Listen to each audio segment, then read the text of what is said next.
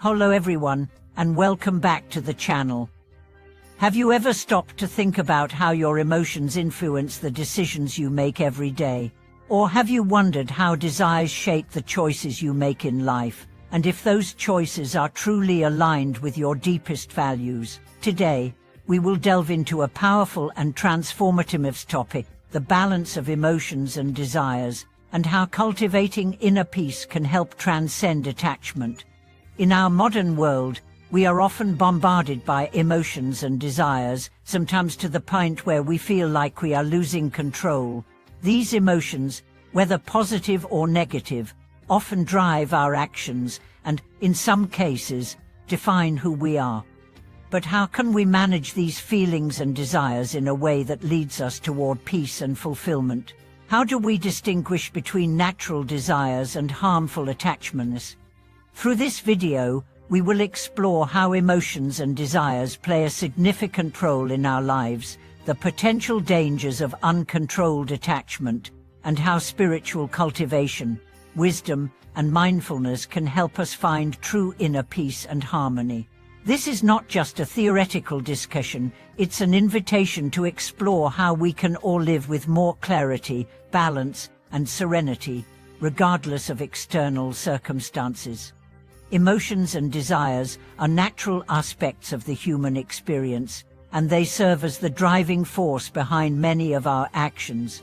However, when we allow them to control us, they can become the source of suffering.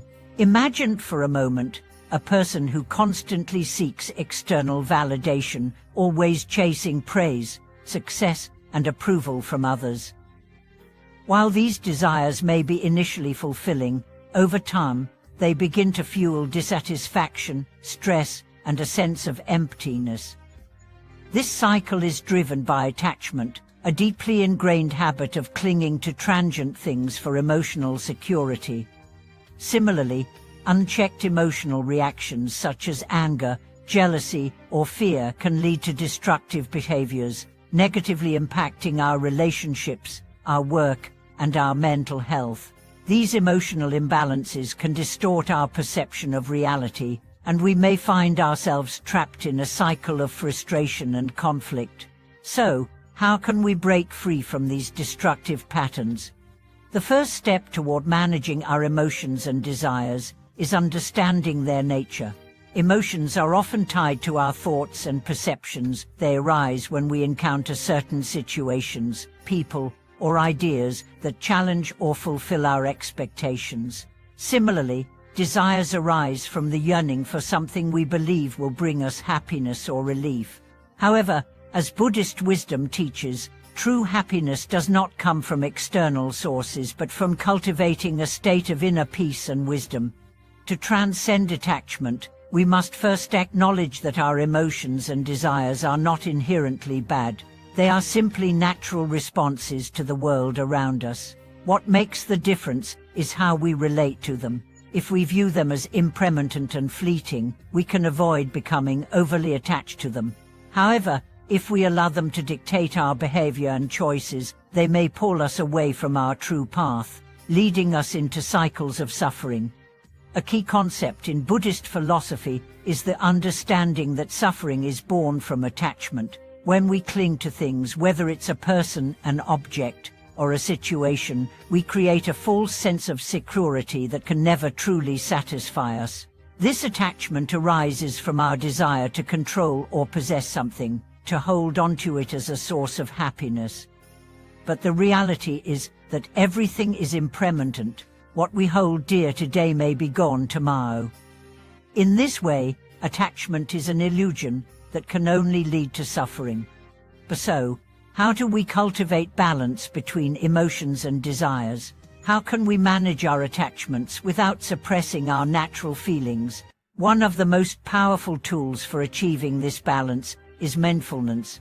Mindfulness is the practice of being fully present in the moment, observing our thoughts, feelings, and desires without judgment or attachment. By observing our emotions and desires with awareness, we can create a space between the stimulus and our reaction. This space allows us to respond with clarity rather than react impulsively. For example, When we feel anger rising, mindfulness allows us to recognize it before it leads us into rash behavior. Instead of immediately acting on the emotion, we can pause, breathe, and reflect on the root of the anger. Is it truly justified, or is it arising from an unmet desire or fear? By recognizing this, we can make a conscious decision about how to respond, whether to express the emotion in a healthy way or to let it pass without acting on it. This practice of mindful awareness allows us to take control of our emotional state, rather than letting our emotions control us.